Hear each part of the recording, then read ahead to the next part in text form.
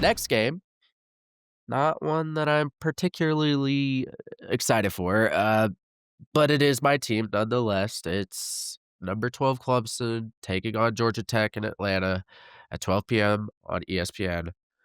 Now, the spread does have Clemson by 9.5 points. Look, typically you hear Isaac and or Mason give you a few facts about each team right here.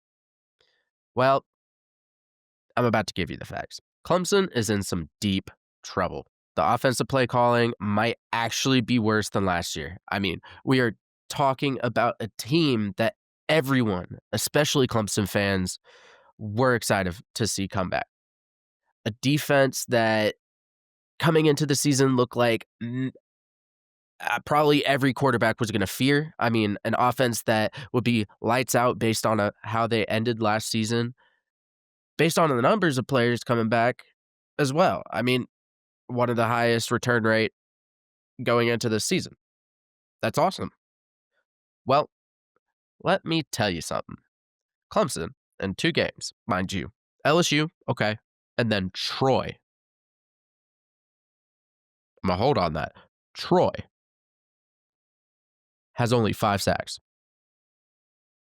with the defensive line that everybody's been super excited to see. TJ Parker, Peter Woods, Will Help, 5 sacks. One of those sacks being from Terrell, who is a defensive back. Their offense averages 213 passing yards per game. But it gets better, though. They average 75.5 yards per game rushing. They haven't even gotten to 100 yards. Actually, they did against Troy in the second half. They didn't look like they were getting there in the first half. Back to the defense, though. They've given up, on average, 328.5 total yards per game. An average of 235.5 yards per game in the air. Now, does that sound like the team that started the season with a Heisman contender? A national title contender? I mean, last year, Dabo said he was going to step back and take his hand out of play calling. And we saw much more improvement on the offense. So the question that I know many Clemson fans are asking is, why are we seeing those same play calls reoccurring this year? I mean, screen after screen after screen, run up the gut, run up the gut, run up the gut. Hey, why don't we throw a slant 3 times in a row after it hasn't worked 3 times in a row? If Garrett Riley is not cut out for the job, he should not have been hired in the first place.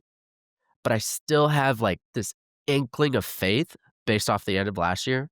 But let me tell you something. A Clemson team that looked as flat-footed as they did against Troy will not be able to hold up against this a diverse team as Georgia Tech's offense at Georgia Tech. I mean, there are so many other games to worry about down the road. I mean, Florida State, for example, South Carolina, SMU. I could even see a loss against Syracuse at home. Just to name a few games. Clemson has to go in this game with major changes, nearly to the point where they are a whole different team. I mean, if they can't do that, it's going to be a long season for the Tigers and possibly the end of Dabo Swinney era. Wow, so you truly believe that, if Clemson loses 3 or 4 games this year, they could let Dabo go? I mean, it could possibly be another FSU season from last season. I mean, I can see a possibility of Clemson maybe getting 1 or 2 more wins this season if they come out like they did against Troy. So when it comes to this game, I'm going to give some edges. I give the offensive edge actually to Georgia Tech.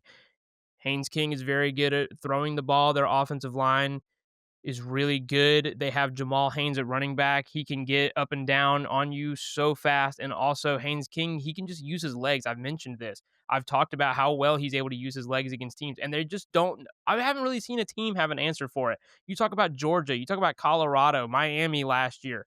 Nobody has an answer for Haynes King and his legs because they just run their options so well. Defensively, I'm going to give the edge to Clemson because they have so many returning starters, but they've got to do better, like Joey's been talking about. And finally, special teams, I'm going to have to give the edge there to Georgia Tech. Against Colorado, they even blocked an extra point. We don't see a lot of guys get around to block an extra point. And Colorado's special teams unit in the past couple of years, they haven't been great, but been good enough to make a lot of the extra points.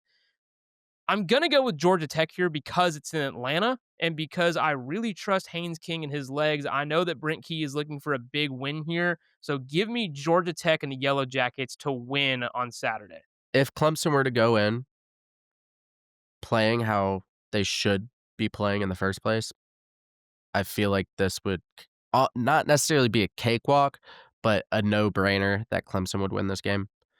Um, it's just a matter of, are they gonna do that? What what does the locker room look like after that game against Troy? What does practices look like after that game against Troy? Especially that freaking first half.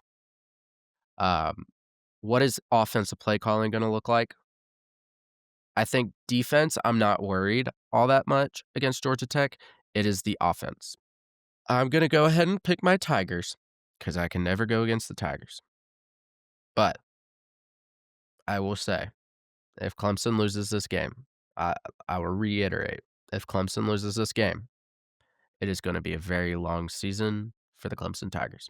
And Isaac is also picking Georgia Tech with me. And I just wanted to say, how much do you want to bet, though, that the teams that we saw struggle because of the rain, South Carolina, Georgia, Clemson, just turn around and get absolute banger wins? I mean, we'll see. I'm not calling. I mean, I've already made my picks for these two games, but we'll see.